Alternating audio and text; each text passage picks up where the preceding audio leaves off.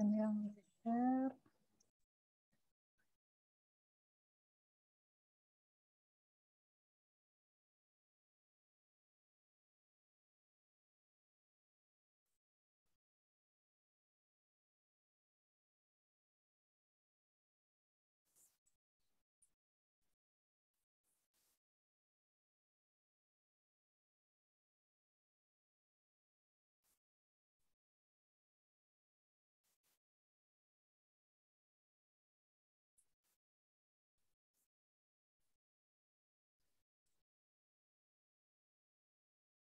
Belum hadir semua ini.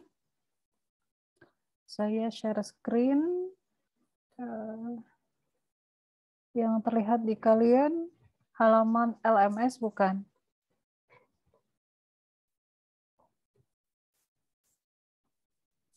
Iya Bu, LMS. Betul ya. Kok suara kalian kecil ya? Oh, speaker saya yang kecil ternyata. Oke. Testing dulu. Sebentar. Materi hari ini nggak banyak sebenarnya. Saya ngomong 15 menit juga kayaknya bisa. Tapi nanti ada latihan yang kalian kerjakan berkelompok di jam kuliah di breakout room. Jadi saya kasih kesempatan kalian untuk diskusi dan membahas latihan soal. Ya, tujuannya pengennya kuliah selesai, kalian juga paham apa yang kita bahas gitu ya. Jadi nggak cuma ngedengerin saya ngeliatin layar sambil ngantuk-ngantuk gitu kan. Siang ini kan ngantuk ya, kenyang habis makan, siang-siang aduh enak ngantuk. Apalagi cuma ngelihat layar yang kecil ya. Nah, jadi siapkan fokusnya, siapkan fisiknya,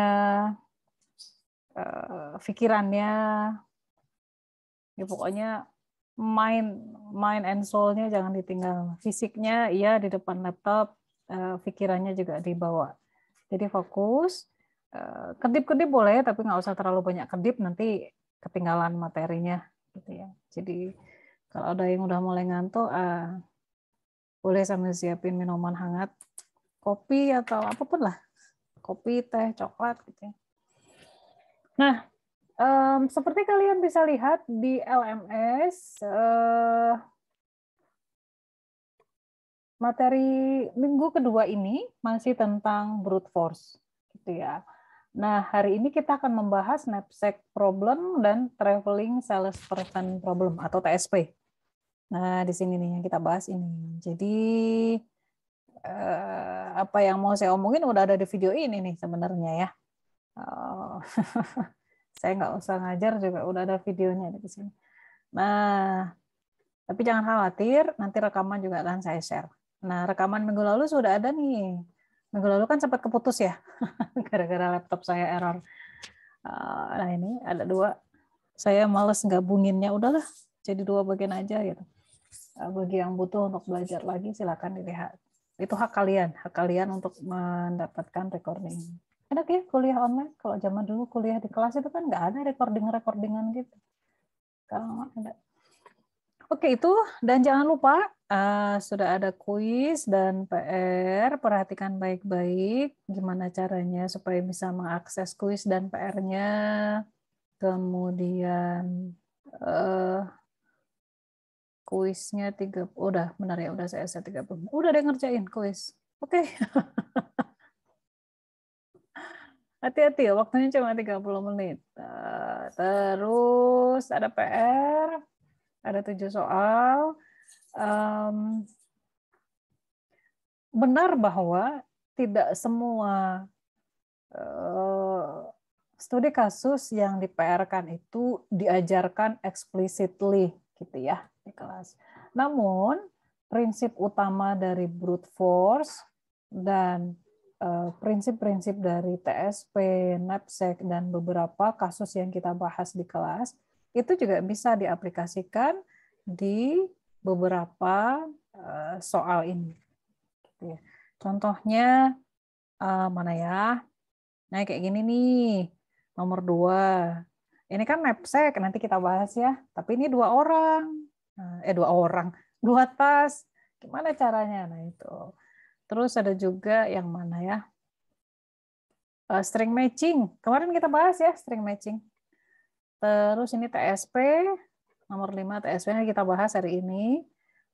Job assignment problem, penugasan. Ini enggak kita bahas secara eksplisit di kelas, studi kasusnya. Namun prinsip-prinsip dari brute force nanti kita akan bahas ya di kuliah hari ini. Bisa kalian implementasikan.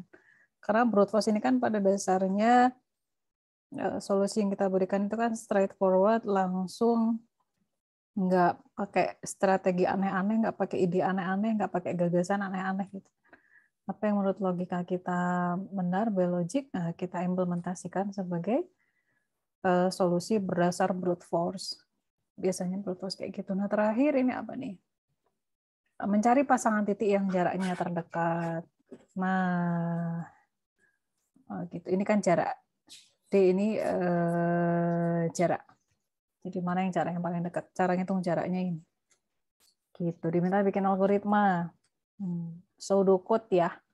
Algoritma. Bikin dulu. Idenya dulu. Nanti.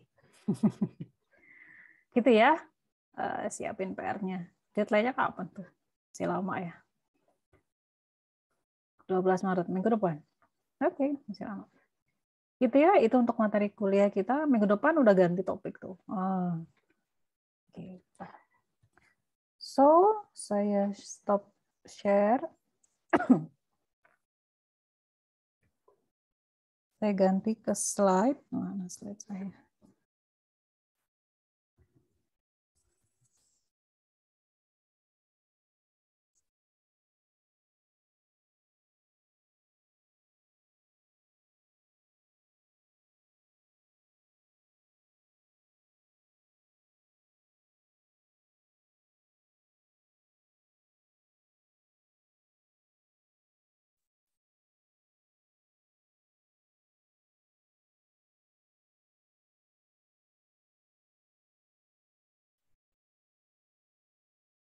Yang tampil di layar kalian, strategi algoritma, slide ya, cover, pekan kedua brute force.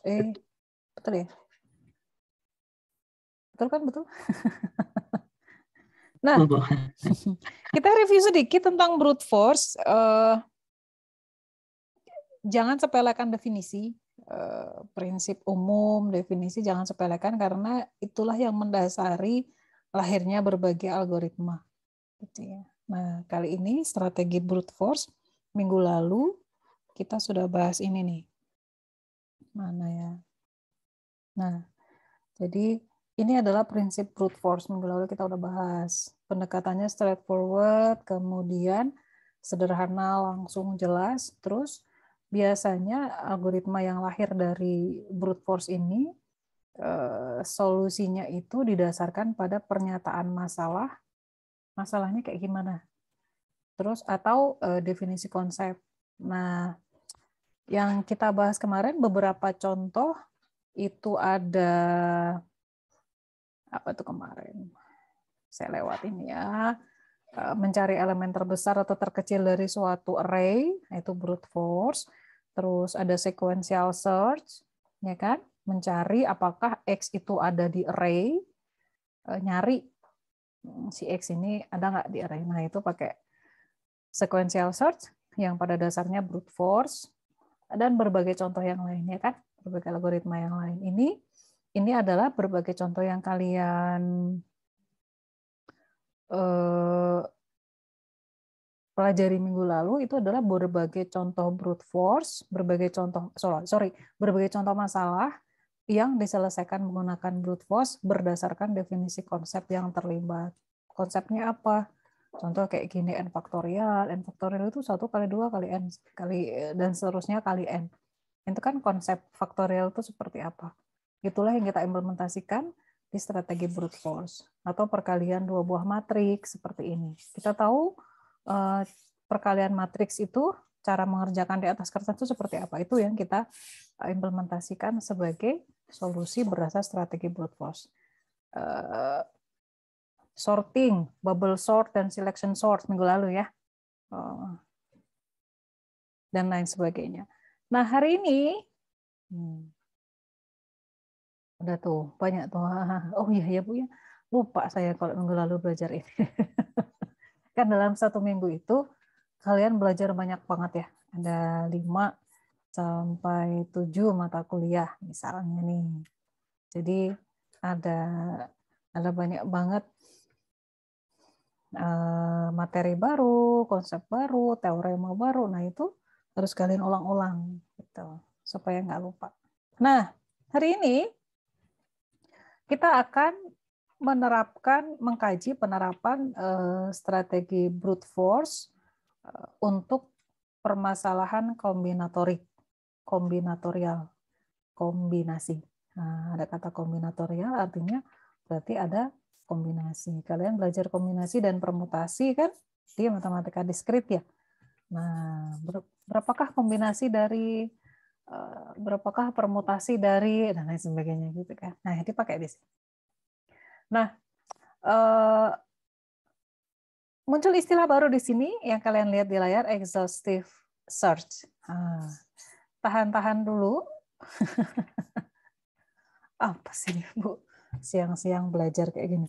Exhaustive search itu suatu, kalau kita lihat dulu ya definisinya. Exhaustive itu melelahkan, search itu pencarian. Jadi exhaustive search itu definisi secara bahasa pencarian yang melelahkan. Memang melelahkan. Nanti kalian akan latihan soal itu.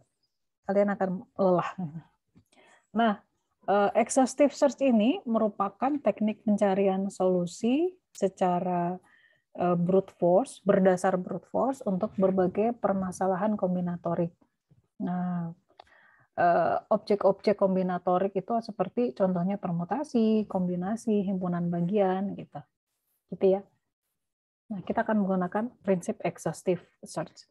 Nah, sebelum kita ke contoh praktisnya apa sih Bu? Nanti kalian akan mengalami ini, tapi sebelum kalian mengalami ini, saya berikan prinsipnya dulu ya. Jadi dalam exhaustive search itu pada dasarnya yang kita lakukan pertama kali adalah kita membuat daftar setiap solusi yang mungkin dengan cara yang sistematis. Kita membuat daftar setiap solusi yang mungkin. Kita enumerasikan semua kemungkinan solusi. Habis itu kita evaluasi. Yang tadi udah kita bikin kan, kita udah punya daftar kandidat solusi nih, sekian banyak. Terus kita evaluasi satu persatu sampai kita menemukan solusi terbaik sampai dengan saat ini. Kan tiap tahap tuh sampai dengan tahap ini. Lalu, yang terakhir umumkan solusi terbaik. Nah ini prinsipnya kayak gini. Tentunya kalau di kuis saya nggak akan nanyain sebutkan tiga langkah yang ada pada metode exhaustive search. Nggak kayak gitu. Tapi kalian coba ingat-ingat ini dan gunakan prinsip ini pada saat merancang solusi menggunakan exhaustive search berdasarkan brute force. Gitu ya. Prinsip exhaustive search itu kayak gini. Kita punya daftar sekian kandidat. Kita punya daftar kandidat solusi. Kemudian kita evaluasi mana yang paling mungkin sebagai solusi terbaik. Dan yang ketiga, ya umumkan. Pastinya berdasarkan constraint-nya, berdasarkan batasan yang ada. Kita lihat ya. Nah, mana kok nggak bisa gerak? Slide. Mana? Nah, kita akan belajar menggunakan exhaustive search ini untuk permasalahan knapsack dan TSP. Nah, kalau di PR tadi, di PR yang saya tunjukkan tadi di LMS, kalian juga akan menggunakan exhaustive search ini untuk job assignment problem. Permasalahan pemberian penugasan, job assignment, pemberian pekerjaan. Atau ada yang bilang job scheduling, job assignment, sama lah ya. Bedanya kalau di job scheduling itu selain memberikan pekerjaan pada orang-orang tertentu juga ada jangka waktunya. Gitu. Gitu ya. Yuk kita bahas satu persatu. Biasanya kalau kebanyakan konsep definisi siang-siang itu ngantuk mahasiswa. Nah, kita masuk ke studi kasus pertama yaitu zero one knapsack. Ada juga yang menyebutnya sebagai integer knapsack. Integer itu kan bilangan bulat ya. Nah, nanti kenapa sih Bu ada kayak gini? Nanti ada juga fractional knapsack, fraction. Nah, sekarang kita belajar dulu yang integer knapsack. Nah, di integer knapsack ini kenapa tadi di sini ilustrasinya pencuri bawa karung. Knapsack ini karung. Knapsack ini karung. Nah, di zero one knapsack pada dasarnya definisi problemnya adalah kita punya n buah objek dan punya satu buah karung. Terus karungnya punya batasan berat kan? Namanya karung atau wadah apapun, dia pasti punya batasan berat. Berapa kilo yang bisa dia angkut di karung itu. Berapa maksimal liter air yang bisa dimuat ke dalam galon itu misalnya. Intinya ada bobot ya. Jadi ada n buah objek, ada sebuah karung dan karung itu punya kapasitas bobot. Nah, setiap objek tentunya dia punya properti bobot. Iya dong, berat tiap objek itu berapa? Dan punya keuntungan. Nah, ini definisi persoalan dari knapsack kayak gini. Nah, lalu yang dipermasalahkan apa sih di knapsack ini? Lihat bagian kedua, yaitu bagaimana caranya kita memilih objek-objek untuk dimasukkan ke dalam knapsack sehingga profitnya maksimum. Lihat nih, setiap objek punya berat, punya profit. Nah, kita pengen masukin objek-objek itu ke dalam karung. Kita harus milih kan objek yang mana aja yang harus kita masukin. Gitu. Nah, tapi nggak sekedar asal masukin. Kalau bebas masukin kan enak ya. Suka-suka kita mau masukin yang mana. Masalahnya adalah kita pengen barang yang dimasukkan ke dalam karung itu akan memberikan kita keuntungan maksimum. Nah, jadi nggak bisa asal sekedar masukin barang kan. Gitu. Nah, selain itu, selain keuntungannya harus maksimum, ini nih, ada batasan.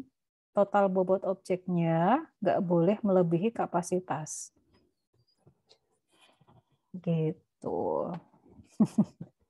Sering kan lihat di jalan tol atau di mana ya, truk-truk yang ngangkut barang, terus melebihi lebar atau kemampuan dia ngangkut barang, jadi kadang over gitu ngelihatnya. Serem juga tuh. Itu intermezzo aja. Nah, ini adalah knapsack. Contoh di dunia nyata misalnya ya. Ada di perdagangan internasional misalnya. Itu kan barang yang diperdagangkan diangkut dalam kontainer kan. Kontainer-kontainer yang di pelabuhan itu. Nah, pedagang yang ada di negara A pengen menjual barang di negara B dan barang-barang yang diperdagangkan akan diangkut ke dalam kontainer. Nah, pastinya karena jarak dari A dan B itu jauh, namanya juga antar negara kan. Makanya si pedagang ini harus memikirkan barang apa saja harus dia angkut ke dalam kontainer itu sehingga nantinya ketika dijual di negara tujuan dia bisa mendapatkan keuntungan yang maksimum. Ini mirip ya kayak gini. Tapi dia juga harus memikirkan berapa sih kapasitas kontainer itu, bisa muat berapa barang, gitu ya. Ini contoh di dunia nyata, contoh sederhana, gitu ya. Nah, untuk lebih memahamkan, supaya kalian lebih paham knapsack ini seperti apa, kita masuk ke studi kasus. Nah, yang udah mulai ngantuk, yuk sambil minum. Saya juga sambil minum. Nah, ini dia. perhatikan bagian ilustrasi yang bawah dulu. Kalau kalian tidak bisa memahami, susah memahami kalimat yang di atas, abaikan dulu. Sebentar. Nah, perhatikan ilustrasi ada gambar tas dan 5 buah barang. Barang-barang ini saya beri nomor 1, 2, 3, 4, 5. Saya punya 1 buah knapsack atau karung tadi ya definisi knapsack. Dan saya punya 5 buah objek. 5 buah barang. Setiap barang, setiap objek punya berat tertentu. 12 kilo, 1 kilo, 4 kilo, dan seterusnya. Lalu setiap barang juga punya profit. $4, $2, dan seterusnya. Nah, saya pengen masukin nih barang-barang ini ke dalam tas. Udah Bu, masukin aja semuanya. Nggak bisa. Kenapa nggak bisa? Kalau dimasukin semuanya, totalnya 20 kilo kan? Coba hitung. 12, 1, 4, 1, 2. 20 kilo kan? Nggak bisa dong, ini kan cuma 15 kilo. Nggak bisa ya, nggak bisa kita masukin semuanya. Artinya kita harus milih. Apakah barang 1 dan 2? Apakah barang 1 dan 5? Oh, pokoknya milihlah semua. Apakah barang 1, 2, dan 3? Apakah barang 1, 3, dan 4? Dan seterusnya. Kita nggak tahu. Nah, coba kalian perhatikan. Ini pada dasarnya kan himpunan bagian. Nih. Subset. Himpunan bagian dari kumpulan objek A, misalnya 1, 2, 3, 4, 5. Begini.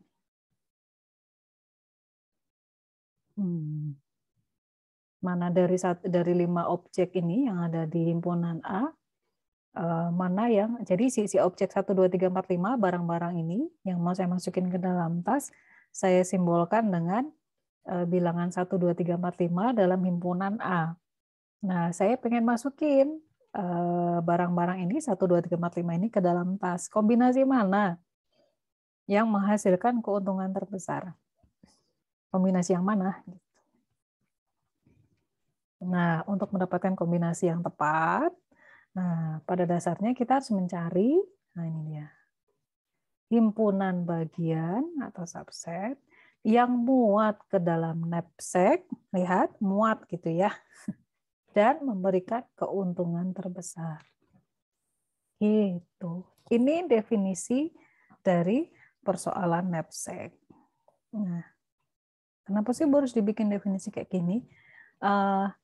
Sebagai seorang programmer, ketika kita diberikan problem oleh klien atau customer gitu ya, problem dari klien itu kan pastinya berupa deskripsi dalam bahasa klien ya.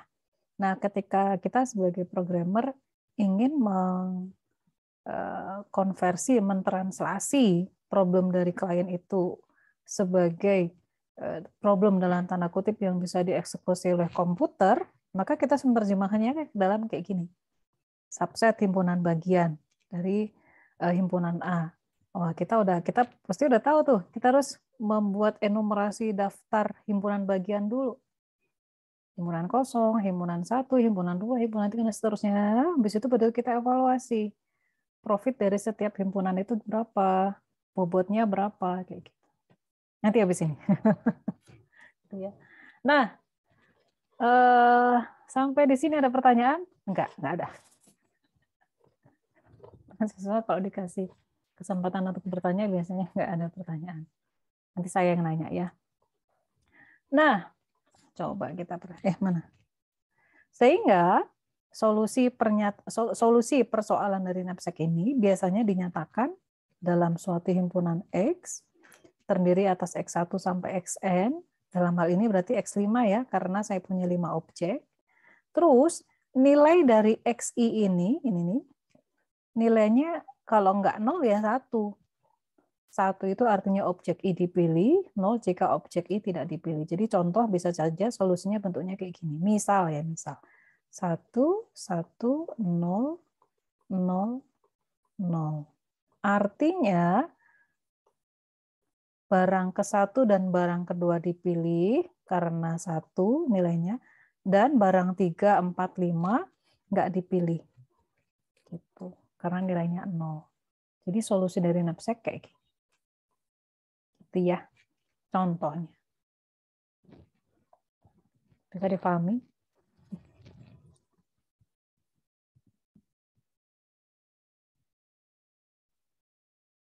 Nggak ada pertanyaan?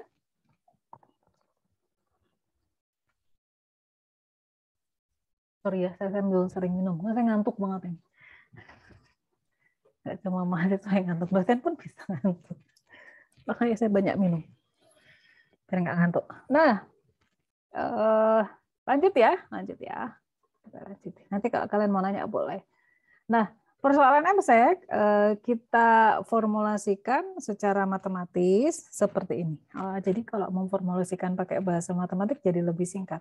Yaitu fungsi maksimasi dari F sama dengan sigma atau sum of PI kali XI. Di mana XI tadi nilainya ini 0 atau 1 ya. Tadi ya, XI nilai 0, 1. Kalau 1 artinya barang itu masuk ke dalam karung, kalau 0 artinya barang nggak masuk ke dalam karung. PI ini adalah profit. Yang mana Bu? Yang $4, $2 ini nih. Itu PI. Itu ya, itu profitnya. Jadi knapsack ini kan kenapa sih disebut sebagai fungsi maksimasi? Karena di knapsack itu kita harus memaksimumkan profit. Maksimum kan? Nah, profitnya ini P. Kita kalau si barangnya dimasukkan ke dalam tas, maka profitnya dari barang tersebut dihitung. Gitu. P kali X. Dan jangan lupa si fungsi maksimasi dari F ini punya batasan bahwa harus memenuhi constraint barang yang masuk ke dalam tas, berat totalnya nggak boleh lebih dari K. K ini yang mana Bu? Yang 15 kilo. Ini dia. Gitu. W adalah bobot yang 1 kilo, 4 kilo itu W, weight, bobot ya. X ini adalah barang keberapa objeknya. 0 atau 1. Kalau 0 artinya barang itu nggak masuk ke dalam karung. Kalau 1 artinya barang itu masuk ke dalam karung. Nah, ini adalah formulasi persoalan knapsack. Simple ya. Kalau pakai bahasa matematika tuh enak ngomongnya. Persoalan knapsack itu ya ini. Kita memaksimalkan fungsi, ini F sama dengan sigma dari PI kali XI, dan harus memenuhi kendala atau batasan atau constraint sigma dari WI kali XI, dia kurang dari sama dengan K. Itulah knapsack. Gitu. Ada pertanyaan? Nggak ada. Yuk kita ke contoh soal. Biasanya kalau udah ke contoh soal gini, mahasiswa bisa gampang banget soalnya. Cuma ketika soalnya agak dimodifikasi gitu ya, nggak sesuai aslinya, bingung tuh. Kenapa bingung? Karena tidak memahami prinsip ini, prinsip dari knapsack ini. Jadi prinsip ini harus dipahami benar-benar sehingga ketika ada modifikasi pada kasus nggak masalah. Gitu ya. Yuk kita coba ke latihan kasus. Saya punya objek 4, 1, 2, 3, 4, di mana setiap objek punya bobot dan punya profit. Perhatikan ya. Nah, jangan terlalu banyak kedip nih. Bobot barang ke-1 dan profitnya barang kedua dan seterusnya. Lalu kapasitas maksimum dari karung itu 16. Gitu. Nah, bagaimana cara menyelesaikan permasalahan knapsack ini menggunakan exhaustive search? Gimana caranya? Lihat. Saya kasih tips dulu deh. Kesalahan apa yang sering dilakukan oleh mahasiswa? Kalau kalian ingat lagi di awal kuliah minggu lalu saya bilang kalian akan belajar 6 strategi. Brute force adalah strategi yang paling pertama kita diskusikan, gitu ya. Nah, untuk knapsack dan TSP yang kita bahas sekarang, itu strategi untuk mendapatkan solusinya nggak cuma satu aja, nggak cuma pakai brute force aja. Nanti di beberapa pekan berikutnya kalian akan belajar strategi lain untuk menyelesaikan knapsack dan TSP. Nah, biasanya tuh mahasiswa bingung sendiri. Terus ketika ditanya solusi pakai metode backtracking misalnya, yang dia kasih solusi pakai brute force. Jangan gitu ya. Jadi ya makanya kerjakan dengan baik tugas atau PR, ya kerjakan dengan baik kuis, yang itu semua tujuannya adalah untuk membuat kalian lebih paham. Gitu ya. Yuk kita lihat. Saya nggak mau ke solusi dulu, coba perhatikan. Tadi kalian lihat, kalian ingat-ingat yang di sini. Nah. Ingat-ingat di sini. Saya hapus dulu. Knapsack pada dasarnya adalah mana sih? Mencari himpunan bagian yang tepat. Knapsack itu kayak gitu. Mencari himpunan bagian yang tepat. Oh, artinya ada himpunan bagian yang nggak tepat, Bu. Betul. Yang nggak tepat itu yang gimana? Yang keuntungannya nggak terbesar dan melanggar batasan berat karung. So, jadi kalau dikasih soal seperti ini, maka pada dasarnya kalian harus mencari semua subset atau himpunan bagian dari 4 buah objek ini. Cari semua kemungkinan subsetnya. Nah, lihat kalau saya punya himpunan yang terdiri atas 4 elemen, maka jumlah subsetnya itu sebanyak 2/4 sama dengan 16. Maka saya harus mengenumerasi atau membuat daftar 16 himpunan bagian. Lalu untuk setiap himpunan bagian itu saya evaluasi berapa bobot totalnya, berapa profit totalnya, apakah berat totalnya itu melanggar batasan 16 kilo, kayak gitu. Jika tidak, maka dia adalah kandidat profit maksimum. Tuh, kita lihat ya. Lihat. Himpunan bagian. Perhatikan bagian ini.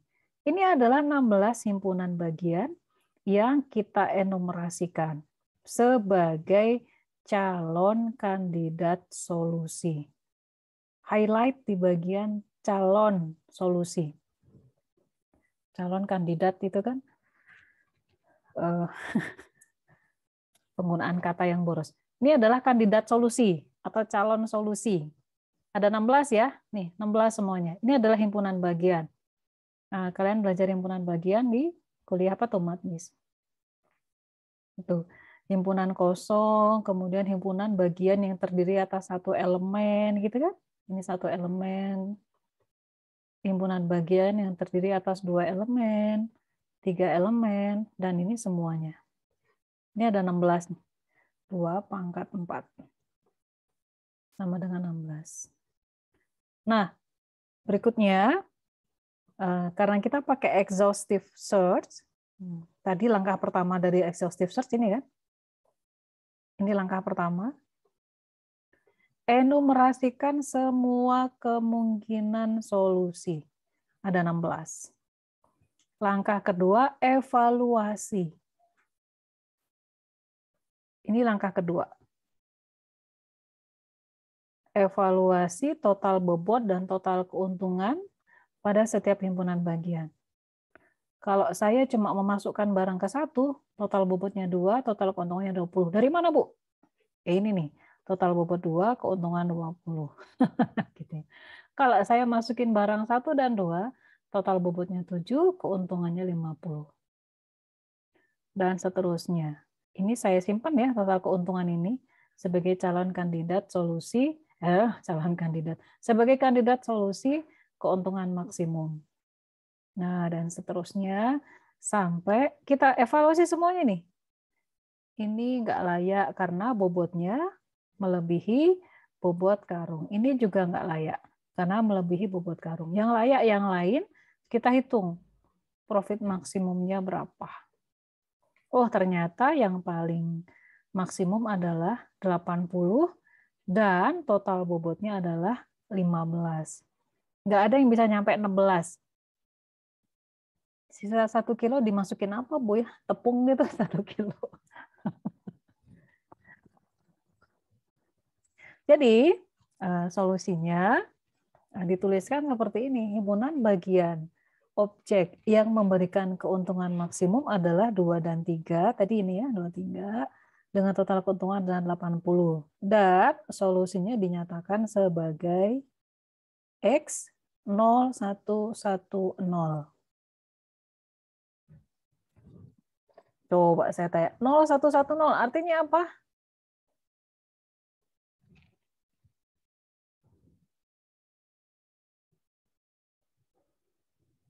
Razita, Amalina, 0110 artinya apa?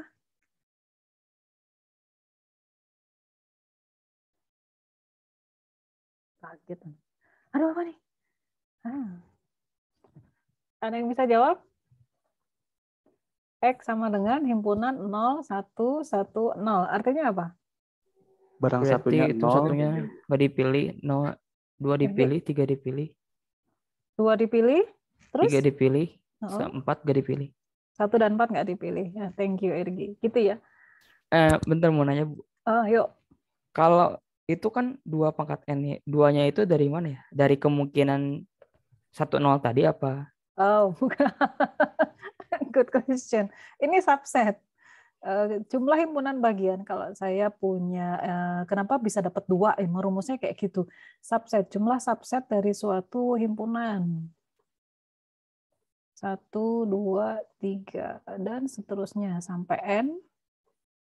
Jumlah himpunan bagiannya, ini himpunan bagian ini ya, yang berapa banyak kira-kira. Himpunan bagian itu kan pada dasarnya kombinasi ya. Semua kombinasi yang mungkin dari semua elemen himpunan. Kombinasinya berapa? Ada himpunan kosong. Kombinasi yang pertama yang cuma 1 elemen. Kombinasi ada 1, 2, 3, 4 dan seterusnya. Kombinasi berikutnya 2 elemen. Kombinasi yang mungkin apa? Ya, kombinasi yang mungkin dari 2 elemen itu apa aja? 1, 2, 1, 3, 1, 4 dan seterusnya gitu kan? Nah, itu semua jumlah himpunan bagian yang mungkin ada itu ngikutin rumus 2 pangkat N. Gitu. Subset ada di matbis tuh. Kok bisa 2 pangkat N, Bu? Dapat 2-nya dari mana? Aduh, nggak tahu, itu yang nemuin keren pokoknya. Saya cuma pakai aja. Gitu ya. Thank you, Irgi. Good question. Gitu ya. Gampang ya? Ibu. Ada pertanyaan lain? Nah, kenapa sih jumlah subset atau jumlah himpunan bagian sebanyak 2 pangkat N ini harus diketahui? Karena bayangkan, kalau kalian punya objeknya itu 10 misalnya. Terus kalian nggak tahu ini, bahwa jumlah himpunan bagian yang harus dienumerasi adalah 2 pangkat 10, kalian nggak tahu itu. Maka bisa jadi pada saat kalian mengenumerasi himpunan bagian salah kan? Ada yang nggak, ada kombinasi elemen yang nggak masuk kan? Nggak kalian evaluasi gitu loh. Nah, dengan kita tahu bahwa harus membangkitkan, harus mengenumerasi 2 pangkat 10 himpunan bagian, kalau objeknya ada 10, yang itu kan jadi batasan buat kalian. Jadi sarana untuk checking, pengecekan. Harus mengecek sebanyak 2 pangkat 10 himpunan bagian.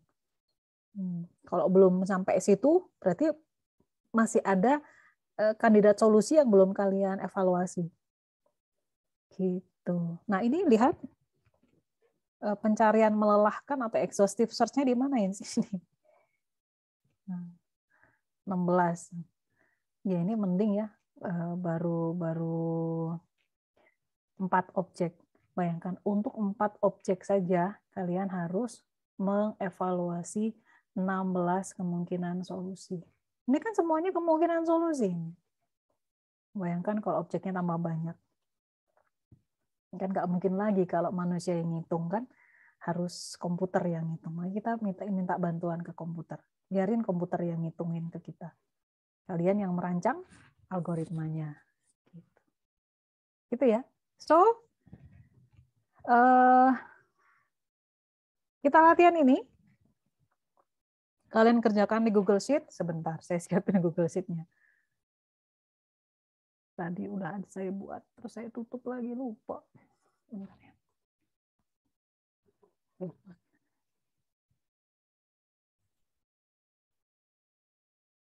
Saya bagi kalian ke dalam breakout room dulu ya. Silakan diskusi di sana. Kerjakan baik-baik. Boleh nanya, pokoknya harus ngerti semuanya. Ya. Kalian ada berapa orang? 40. Di bagian 6. Oke. Silahkan ke breakout room dulu.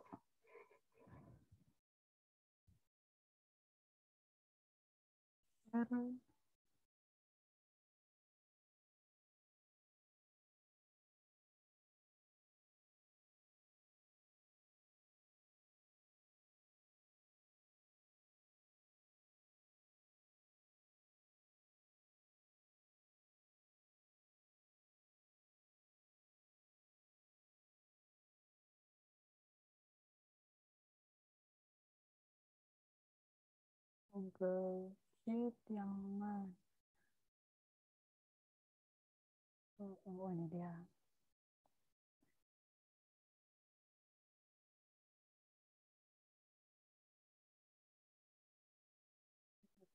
Worksheet.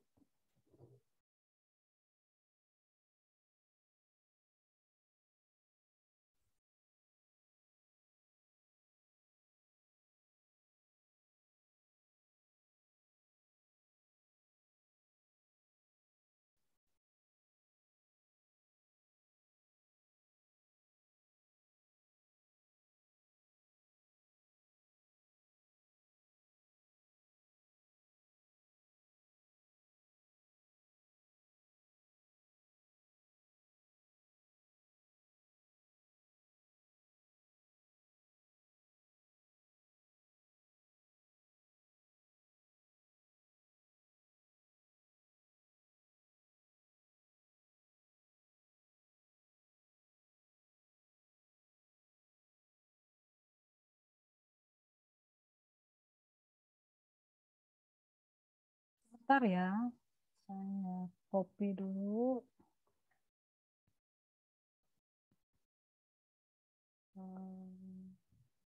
Share.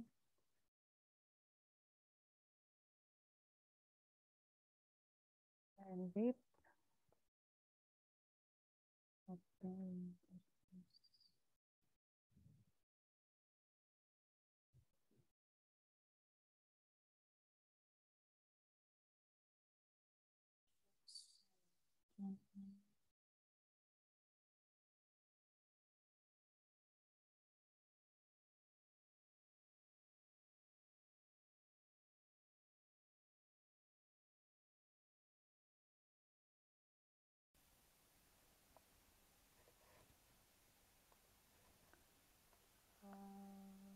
F4409. Ini dia.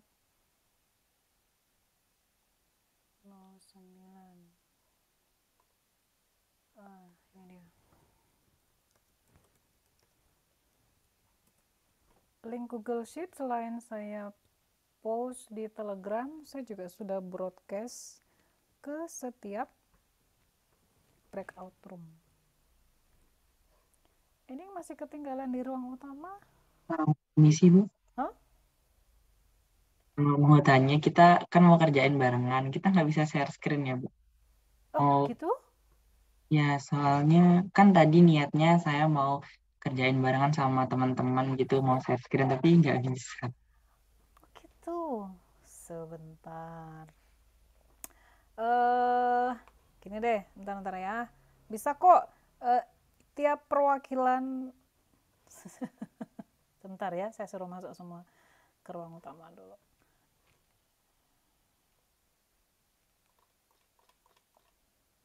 Balik dulu. Balik dulu ke sini. Saya set perwakilan setiap kelompok sebagai co-host supaya bisa share screen. Dari kelompok 1 perwakilannya siapa? Atau raise hand deh, perwakilan dari tiap kelompok. Saya set sebagai co-host. Tadi Dewa ya. Betul. Saya perwakilan di rumah. Bentar ya, assign make co-host. Kenapa jadi salah? Bentar. Dewa, udah, yuk siapa lagi? Supaya bisa share screen. Yang butuh untuk share screen. Kelompok 1 siapa sih? Tadi lupa saya. Kelompok 1 yang saya bikin sebagai co-host, siapa ya? Siapa dong?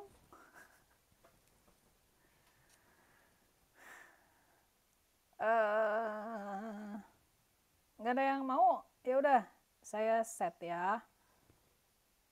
Kelompok 1 Karim sebagai co-host supaya bisa share screen. Kelompok 2 Arya ya. Arya. Ini sebagai co-host supaya bisa share screen kalian. Kelompok 3 siapa ya? Nggak ada yang ngacung? Kelompok 3 Rian. Ini kalau orangnya nggak ada. Kelompok 4 siapa ya? Alif ya. Alif Faidil. Kelompok 5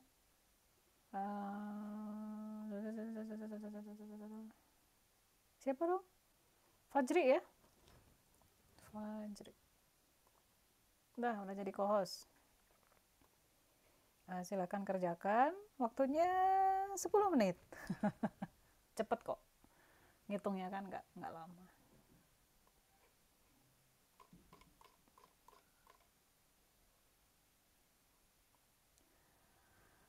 Fahri, kamu harusnya masuk kelas ruang mana Fahri? Belum dapat.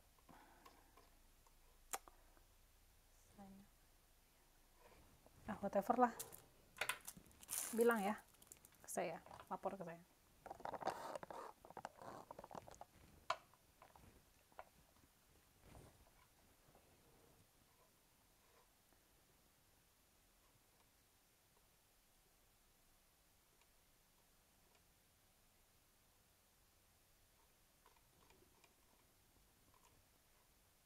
Bu, kelompok mana, Bu? Fahri belum dapat? Belum. Saya masukin ke bentar ya, 1, 2, 3, 4. Fahri saya masukin ke 4. Udah tuh.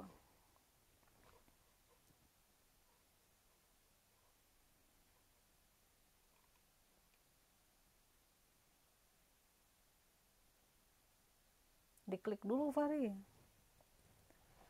Sip.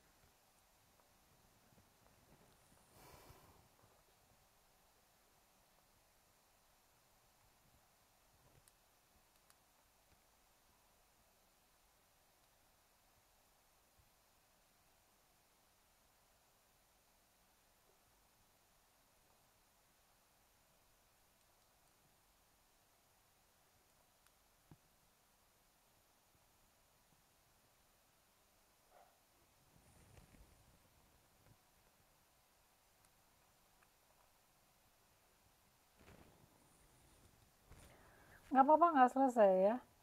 Sengaja saya tarik kalian dari breakout room. Yuk kita bahas. Saya lihat secara umum, secara garis besar kalian sudah paham cara ngitungnya. Kalau saya tadi sempat jelaskan konsep umum dari knapsack menggunakan exhaustive search. Nah, sekarang tadi kalian baru saja secara exhaustively menyelesaikan persoalan knapsack yang terdiri atas 6 objek. Berarti himpunan bagian yang harus kalian enumerasi adalah 2 pangkat 6. 2 pangkat 6 sama dengan 64 himpunan bagian. Gitu ya. Kelompok 1 udah 64, kelompok 1 belum 64. Ya Bu, nyari 64-nya bingung. Oke, kelompok 2 sudah 64. Kelompok 3 baru 45. Kelompok 4 45. Kelompok 5 berapa nih? Belum 64. Kelompok 6 baru 57. Aduh, yang kurang mana lagi? Oh, yang terdiri atas 5 elemen ya. Belum 5 elemen sama nanti yang terakhir 6 elemen. Jadi kalian sudah ini nggak selesai, nggak apa-apa. Saya pengen ya, tujuan saya memberikan latihan ini adalah memberikan kalian pengalaman sekaligus kita bisa diskusikan. Kalau saya cuma ngasih PR kan, kita nggak bisa ngobrolin ini ya. Nah, coba kalian perhatikan bahwa kalian sudah merasakan lumayan susah juga mengenumerasi 64 himpunan bagian tadi kan. Ini yang belum selesai nggak apa-apa ya, nggak usah dilanjutin. Kita dengerin saya aja dulu ya, sambil kita bahas. Nggak apa-apa. Saya tahu ada beberapa orang yang ini harus selesai. Enggak. Tujuan latihan kali ini itu bukan harus selesai, bukan. Fokusnya bukan ke harus selesainya, itu bukan. Pertama saya ingin memberikan kalian pengalaman bahwa lihat deh, untuk 6 objek saja kalian susah payah mengenumerasi 64 himpunan bagian kan.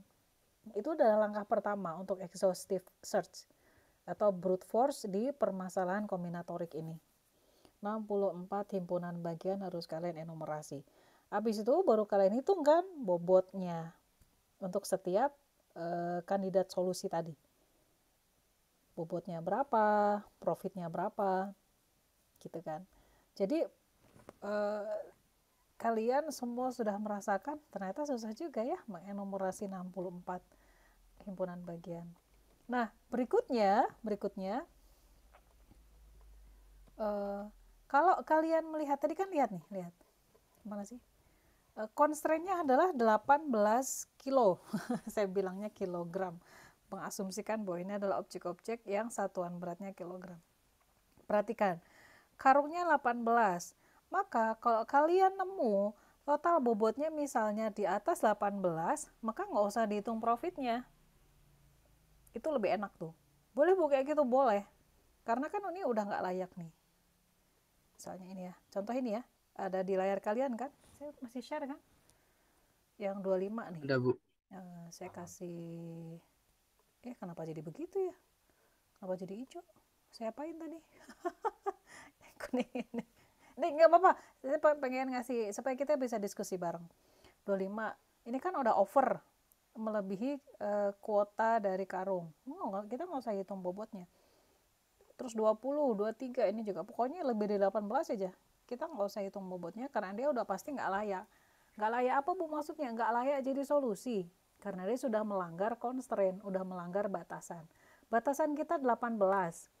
Nah, ternyata solusi itu memberikan bobot 25. Udahlah, nggak usah dihitung profitnya, udah pasti nggak layak. Mau profitnya gede sekalipun nggak akan kita perhatikan karena dia udah melebihi berat yang diperbolehkan. Gitu.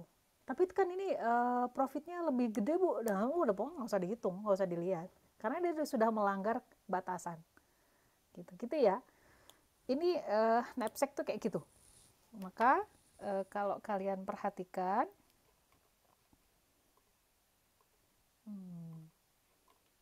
oke, kelompok 4, nah gini nih, nah, ini udah dikasih contoh sama kelompok 4 nih, yang bobotnya melanggar batas, melanggar constraint, abaikan saja. Berarti dia nggak layak sebagai solusi. Nggak usah dilihat lagi. Mau dia profitnya lebih gede, nggak usah dilihat lagi. Dia melanggar batasan. Gitu ya. Dan seterusnya. Nah, inilah yang saya maksudkan tadi dengan ini dia.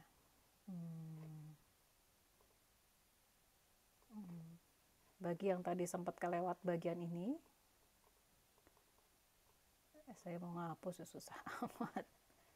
Ini ya, pada saat saya membahas tentang formulasi secara matematika untuk permasalahan integer knapsack, saya menjelaskan bahwa pada dasarnya knapsack ini kita formulasikan sebagai fungsi maksimasi f sama dengan sigma pi kali xi untuk nilai i dari 1 sampai n dengan batasan bahwa wi kali xi, sum of total dari wi kali xi, nggak boleh melanggar constraint.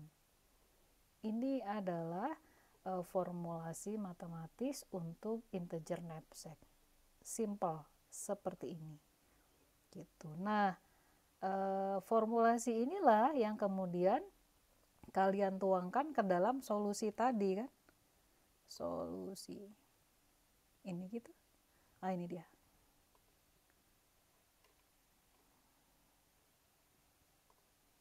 Misal ini ya. Total bobot. Ini kan P kali X kan? PI kali XI. 13 ini didapatkan dari benda 2 dan 6. 2 dan 6. 2 dan 6. 5 tambah 8 ya, 13. Saya kasih highlight di sini yang kuning, yang warna, coba perhatikan warna kuning ya. Benda kedua dan benda ke-6, 5 dan 5 dan 8 bobotnya, totalnya 13, dan profitnya 10 tambah 12, 22. Nah, dari sini kita melihat ini sesuai dengan fungsi maksimasi tadi. Fungsi maksimasi sama yang batasan. 13 ini nggak melanggar constraint. WI kali XI-nya masih kurang dari sama dengan 18 kan? Jadi aman. Nah, 22 ini adalah fungsi F tadi. F sama dengan PI kali XI. Nah, tapi di bagian ini yang 20, saya kasih warna merah. Perhatikan bagian yang merah ini. 20 ini WI kali XI-nya udah lebih dari 18. Maka dia tidak layak, udah melanggar constraint. Gitu ya. Gitu. Jadi jangan abaikan slide yang ini. Karena ini adalah formulasi knapsack secara matematis. Simple, sesederhana ini. Gitu ya. Jadi ada pertanyaan atau komentar?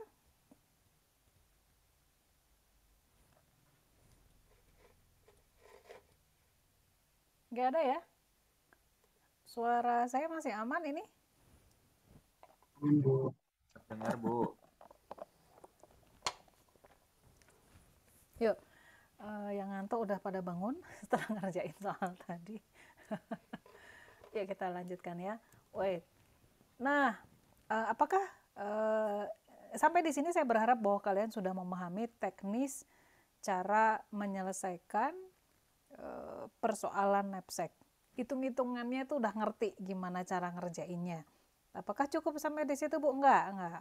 Kalian sebagai seorang lulusan S1 nantinya enggak cukup hanya dengan bisa mengerjakan atau menyelesaikan persoalan tadi. Tapi kalian juga harus bisa membuat algoritmanya. Gitu kan? Nah, membuat algoritmanya itu harus diawali dengan kalian paham ini tuh sebenarnya fungsi maksimasi atau minimasi sih. Tadi kan sigma PI kali XI ya. Terus ini kendalanya apa, constraint-nya apa, batasannya apa. Tadi itu sigma dari W kali X. Nah, saya simpulkan, saya wrap up. Jadi untuk kasus integer knapsack ini kalian sudah mempelajari tadi bahwa jumlah himpunan bagian yang harus kalian enumerasi adalah 2 pangkat n.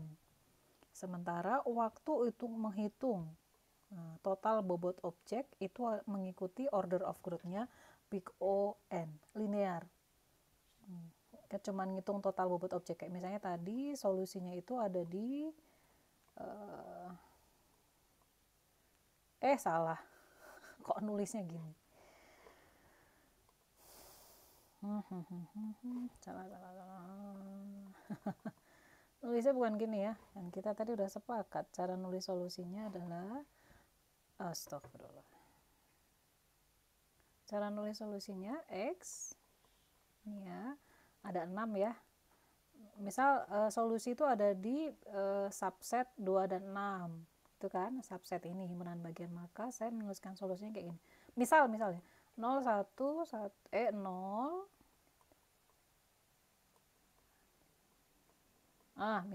misal solusi didapatkan pada elemen 2 dan 6 atau himpunan bagian 2,6, maka solusi dituliskan seperti ini, 0, 1, 0, 0, 0, 1 1, 2, 3, 4, 5, 6 gitu kan.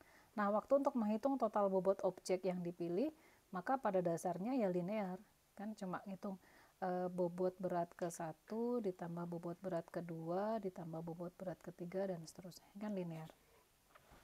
Sehingga kompleksitas total algoritma si exhaustive search untuk 01 knapsack atau integer knapsack ini adalah big O n 2 pangkat n. Lihat, faktor terbesarnya itu di sini nih, 2 pangkat n itu. Enumerasi subset sebanyak 2 pangkat n. Ini beban terbesar dari algoritma ini. Gitu ya. Ditambah dengan kita harus ngitung total bobot objek si n-nya ini.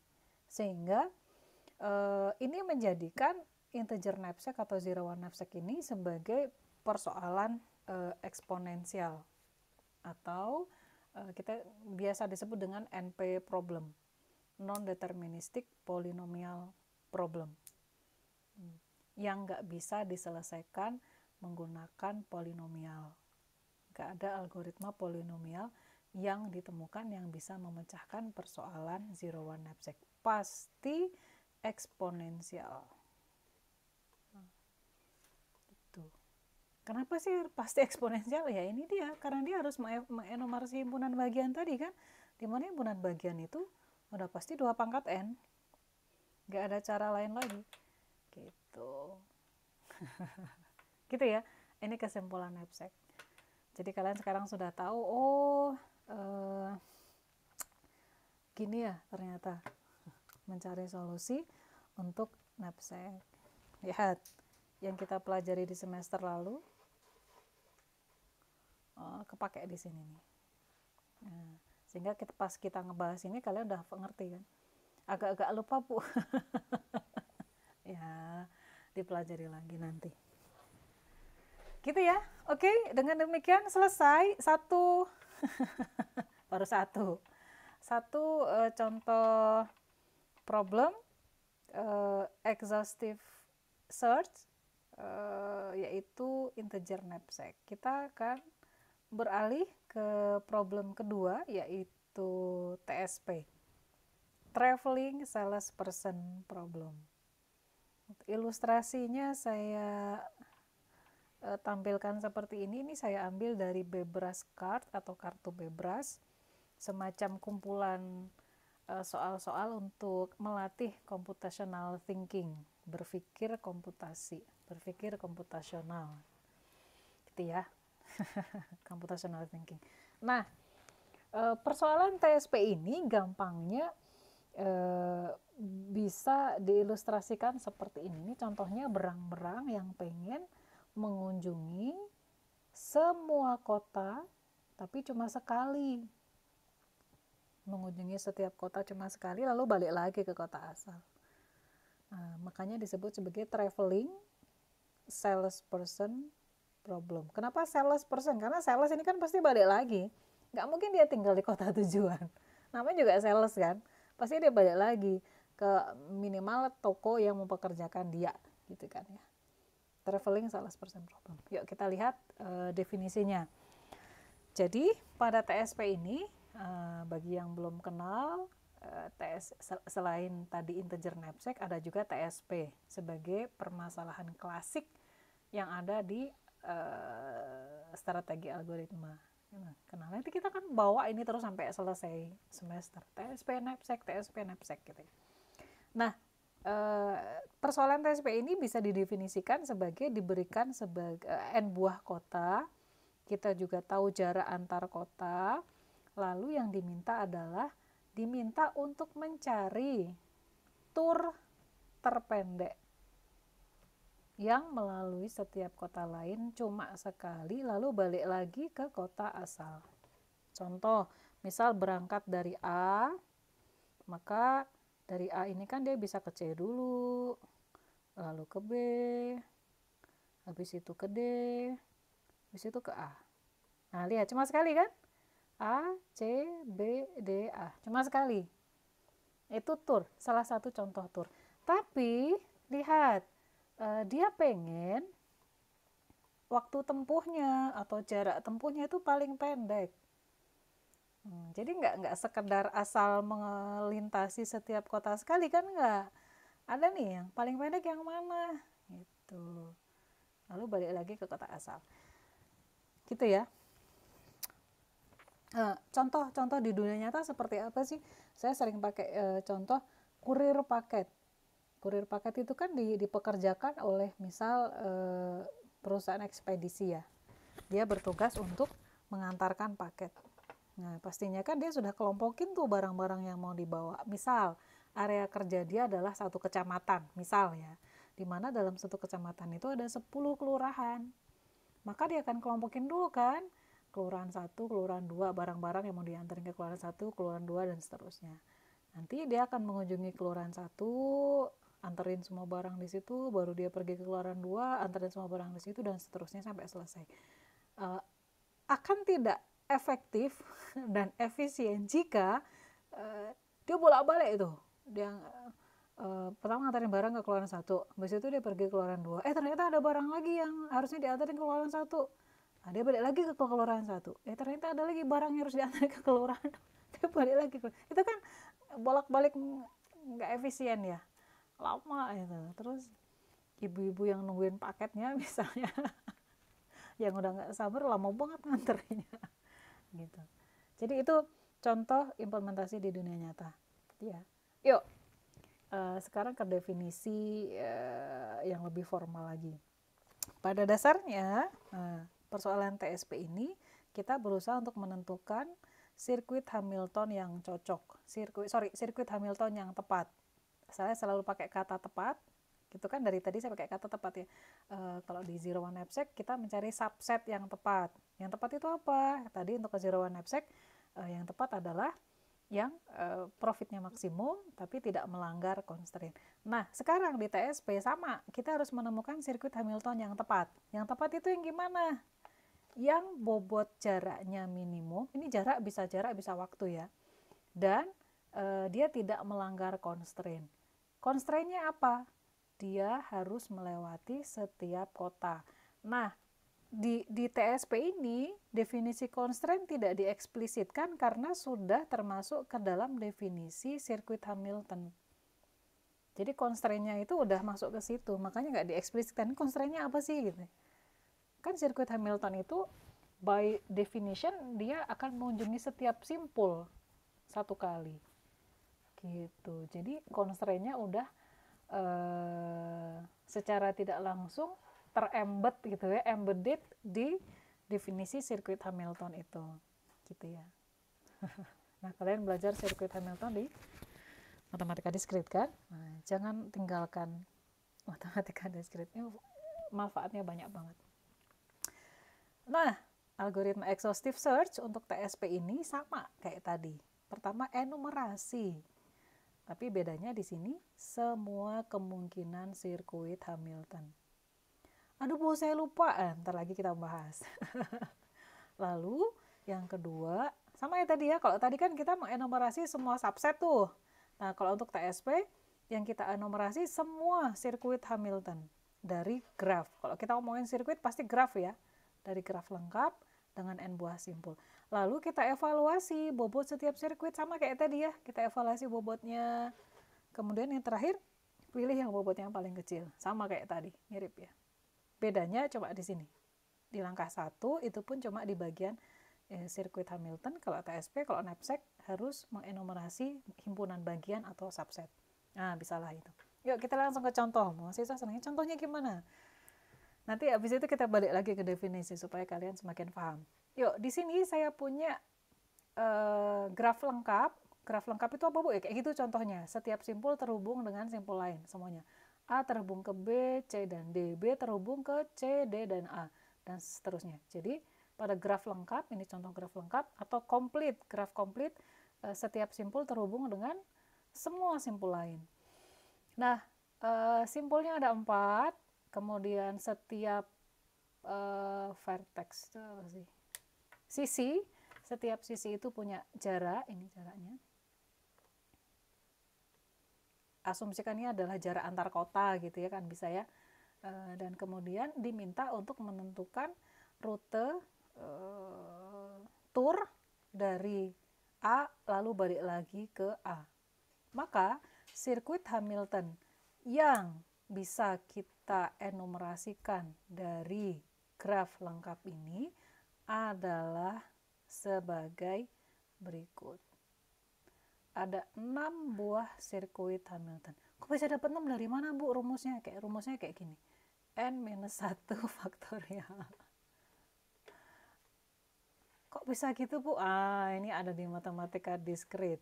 Jumlah sirkuit Hamilton yang bisa didapatkan dari suatu graf lengkap yang jumlah simpulnya N.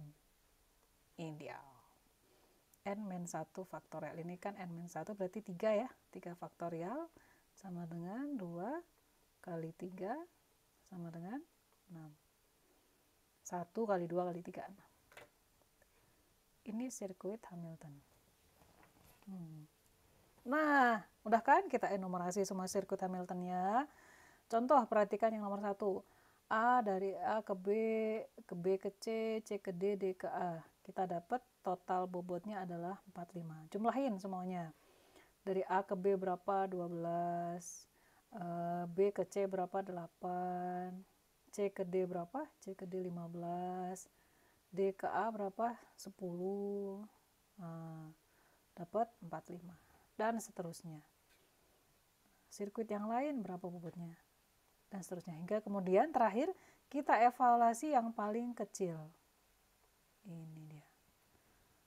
Oh, kita dapat 2 sirkuit. Ya kan? Yaitu ACBDA dan ADBCA. Dengan jarak minimum adalah 32.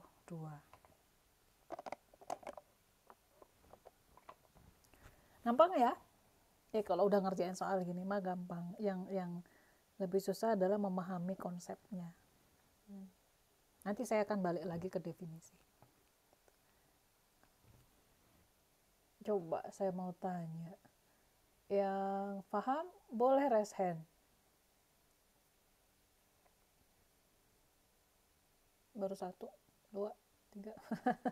Ayo, saya pengen tahu yang nggak ngerti itu nggak ngertinya sebelah mana. Aduh, Bu, tadi ngomongin apa, Bu? Saya sempat ketiduran. Saya sempat ketiduran, Bu. Raise hand, bukan tepuk tangan.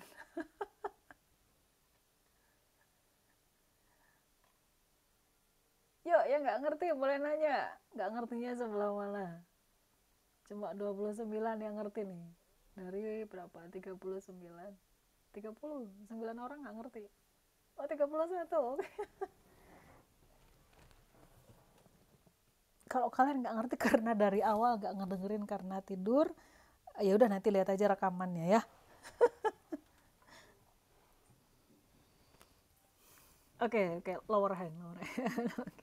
Thank you. Nah, saya belum berpindah dari slide ini, coba perhatikan solusi yang didapat. AC, BDA, dan AD, BCA. Kalau kalian perhatikan lebih detail, itu adalah pencerminan kan? Dibolak-balik aja arahnya. AC, A, C, BDA, sama satu lagi AD. Ya mana kursor saya? Oh ada di situ. Ini kan pencerminan dari yang dari rute di atas. Lihat, kalau grafnya tidak berarah seperti ini, lihat nggak ada arahnya ya, nggak ada arahnya, atau bisa juga kita bilang bolak-balik, bisa juga kayak gitu kan, cuma jaraknya sama atau waktu temunya sama. Mungkin nggak Bu, ada kota yang bolak-balik itu jarak tempuhnya atau waktu tempuhnya nggak sama, ada, misalnya di sini 15 gitu ya, di sini ada 20. Ya ada lah. Dari Bandung Jakarta aja ada berapa banyak jalan? Bandung Jakarta banyak kan, bisa lewat Puncak, bisa lewat Cipularang, bisa lewat kota-kota antara, jaraknya beda-beda kan, gitu ya. So wait, kok udah azan ya di saya? Harusnya belum.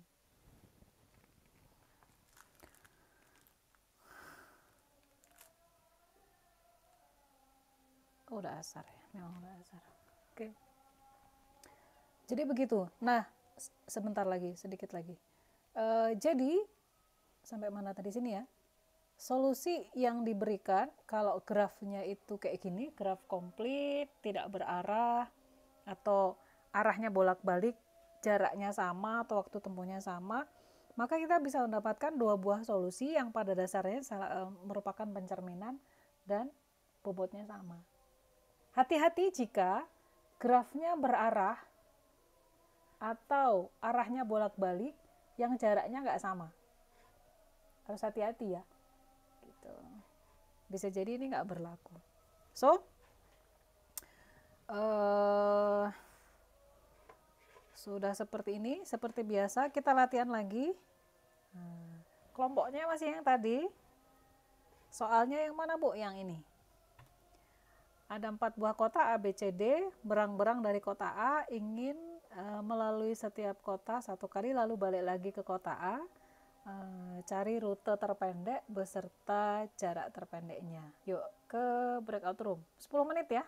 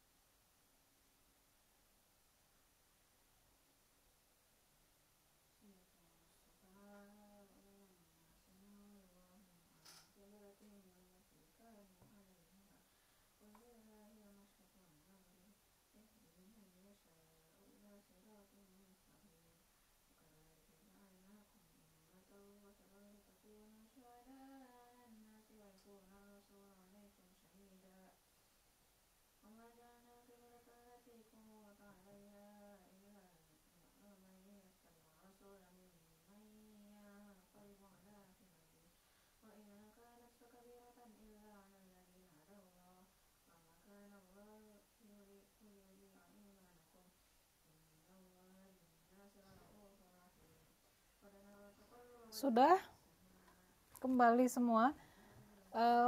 Baik, yang saya share apa ini? Oh, saya nggak share screen apapun. Sedikit lagi kuliahnya selesai, udah 2 jam nih. Capek pasti. Sedikit lagi selesai kuliahnya. Nah, kalian perhatikan kali ini saya tidak mementingkan kalian ngitungnya benar atau enggak ya. Gitu. Ini angkanya lumayan gede. Tapi dari apa yang kalian sudah lakukan tadi, saya lihat oke lah semuanya pada bisa, nggak masalah ngitungnya ya, nggak ada masalah. Intinya untuk menyelesaikan TSP menggunakan exhaustive search pada strategi brute force, maka kalian harus melakukan enumerasi dulu. Dalam hal ini kalian harus melakukan enumerasi sirkuit Hamilton. Ingat-ingat itu ya. Kalau menyelesaikan TSP dengan strategi brute force, inilah yang harus kalian lakukan. Cari semua kemungkinan solusi. Lalu kalian evaluasi bobotnya. Lalu kalian pilih mana yang paling minimum. Nah, TSP. Permasalahan TSP ini kan prinsipnya kayak gini, tapi nanti bisa dimodify itu, bisa dimodifikasi. Waktu yang paling pendek, misal apapun yang mirip-mirip kayak gitulah. Makanya coba kerjain PR-nya, nanti kalian akan menemukan seperti itu. Nah, apakah TSP bisa diselesaikan dengan cara lain? Iya, ada. Kenapa jadi hilang? Dipindah ke atas. Oke. TSP bisa diselesaikan dengan cara lain? Bisa. Ada banyak cara yang lain. Ada backtracking dan branch and bound. Itu nanti di minggu keberapa tuh? Nanti ya, setelah nanti ya, agak-agak di belakang ya. Gitu. Kita akan belajar mengunjungi TSP lagi dengan strategi yang berbeda. Gitu. Nah, kita coba wrap up bahasan kita. Mana tadi? Ini ya. TSP dengan menggunakan strategi brute force, maka kita harus melakukan exhaustive search dalam rangka menemukan solusi. Exhaustive kan? Bayangkan kalau misalnya simpulnya itu ada 10.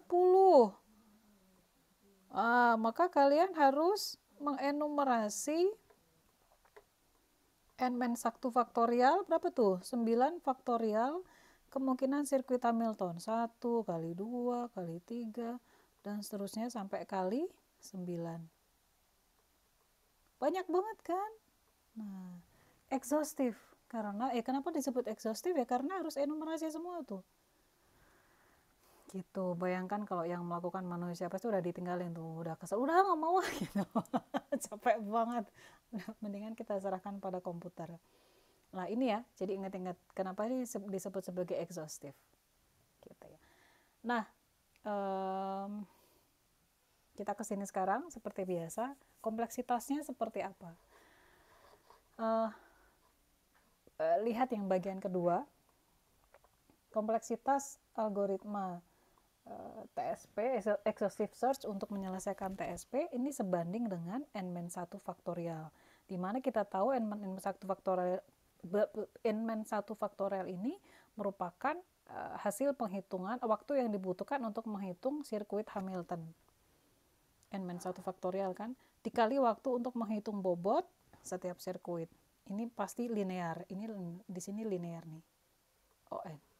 Maka kompleksitas total dari TSP ini adalah big O n kali n faktorial.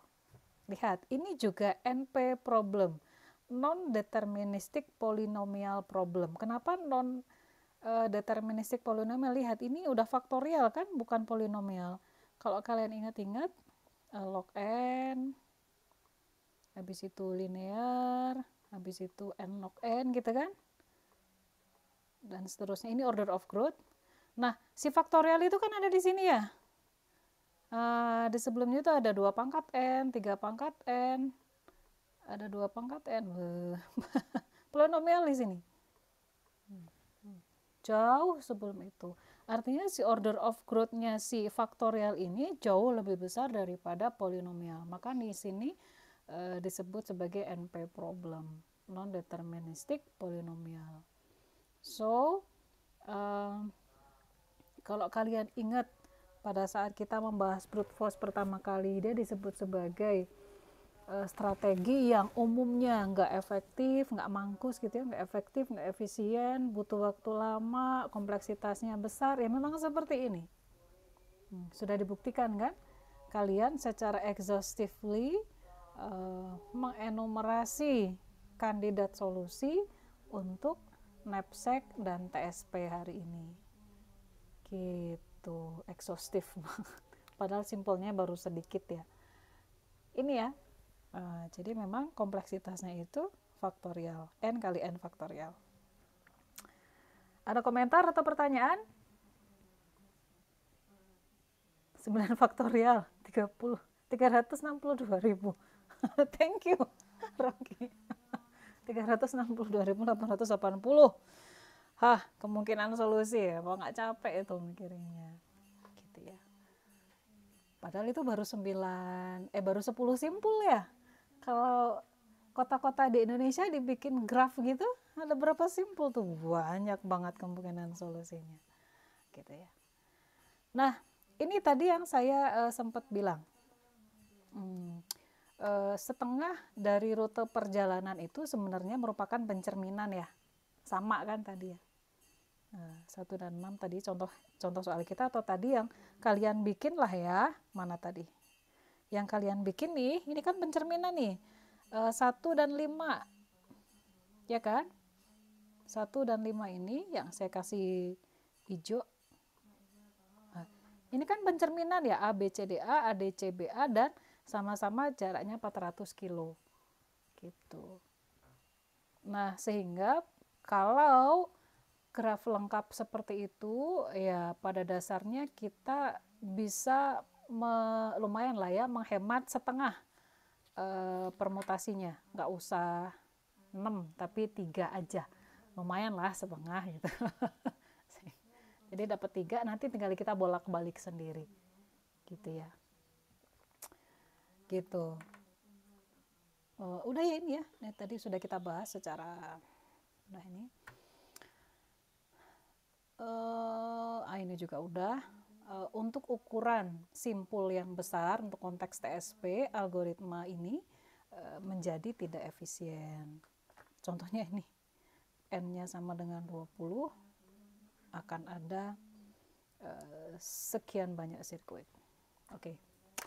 Nah, tapi sayangnya meskipun tadi si exhaustive search itu menyebalkan gitu ya untuk persoalan TSP, tapi katanya ini nggak ada lagi algoritma yang lebih baik dibanding ini. Gitu.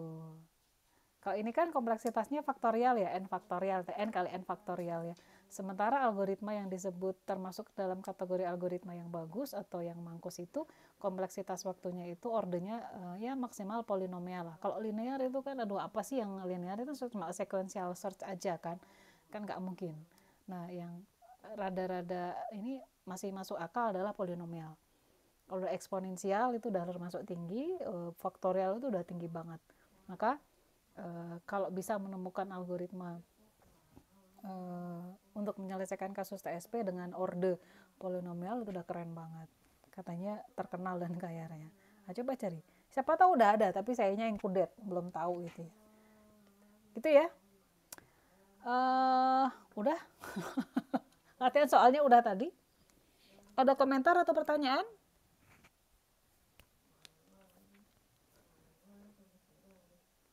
Gak ada ya? Bahan saya juga udah habis. Bahan kita untuk brute force juga sudah habis. Tinggal kalian menjalani evaluasi dengan mengerjakan quiz review dan PR. Boleh nggak Bu diskusi saat mengerjakan PR? Ya boleh lah. Buat saya mengerjakan diskusi supaya kalian paham. Itu tujuan PR kan kayak gitu. Kalau kalian sendirian kan dengan diskusi dengan teman-teman. Tapi kalau udah ujian kan nggak boleh diskusi. Gitu.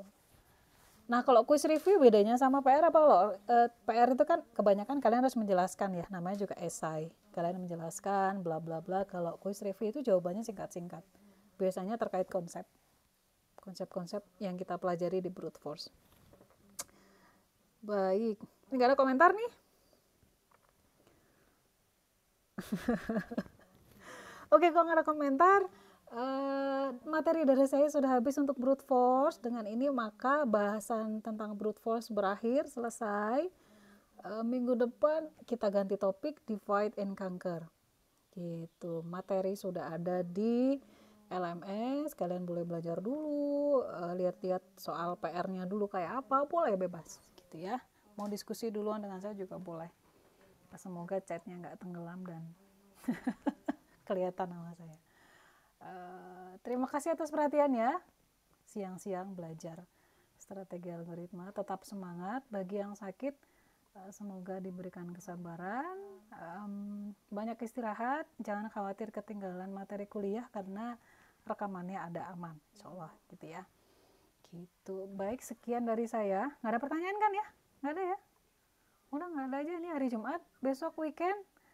Libur, ore. Silakan istirahat, jangan lupa piknik, refresh sejenak gitu ya. Senin siap belajar lagi. Sambil ngerjain PR lah, dicicil satu-satu gitu ya. So, sekian dari saya. Terima kasih atas perhatiannya. Selamat sore semua, selamat weekend. Assalamualaikum warahmatullahi wabarakatuh. Waalaikumsalam warahmatullahi wabarakatuh.